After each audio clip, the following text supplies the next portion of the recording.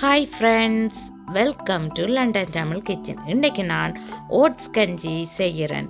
Oats கஞ்சி எப்படி செய்கிறேன்னு சொல்லி பார்க்க நீங்கள் ரெடியா?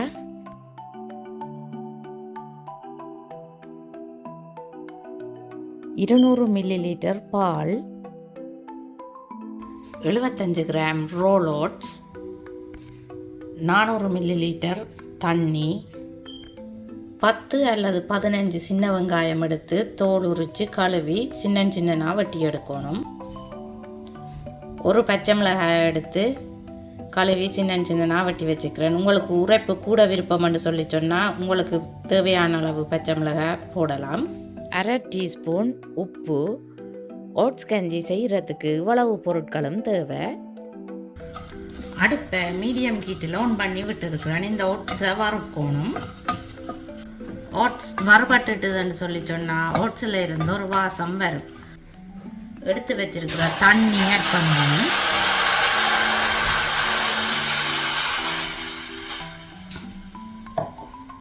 இருநூறு மில்லி பால் விடுகிறேன்.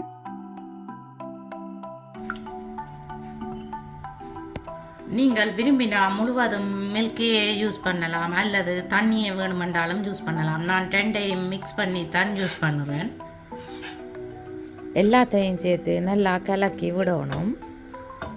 ஓட்ஸ் நல்லா ஆவியும் நினைக்கும். நாங்கள் இந்த கஞ்சியை காய்ச்சி கொண்டு இருக்கணும்.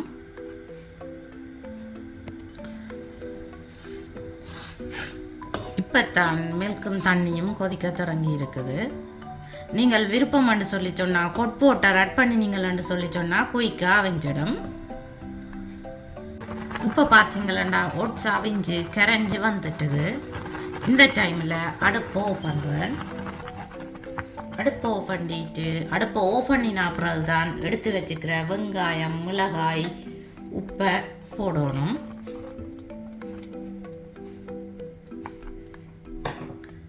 எல்லாத்தையும் போட்டுட்டு நல்லா மிக்ஸ் பண்ணி விடணும். நீங்கள் இதுக்கு பெரிய வெங்காயத்தை விட சின்ன வெங்காயம் யூஸ் பண்ணினீங்கள்னு சொல்லி சொன்னால் தான் நல்ல வாசமாகவும் டேஸ்டாகவும் இருக்கும்.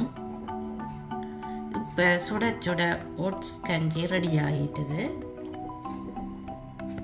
சுட சுட ஓட்ஸ் கஞ்சி ரெடி. இப்போ அதுக்கு மேலே ஒனியன் கார்னிஷ் பண்ணி விடுறேன். இந்த ஓட்ஸ் கஞ்சியை நீங்களும் ட்ரை பண்ணி பார்த்து எப்படி வந்தான்னு சொல்லி ப்ளீஸ் மறக்காமல் எனக்கு கமெண்ட் போடுங்க. ஓட்ஸ் கஞ்சி எப்படி வந்திருக்குதுன்னு பார்த்தீங்களா? இதை காலை உணவாவோ அல்லது இரவு உணவாவோ நீங்கள் செய்து சாப்பிடலாம். என்னுடைய வீடியோ பார்த்ததுக்கு ரொம்ப நன்றி.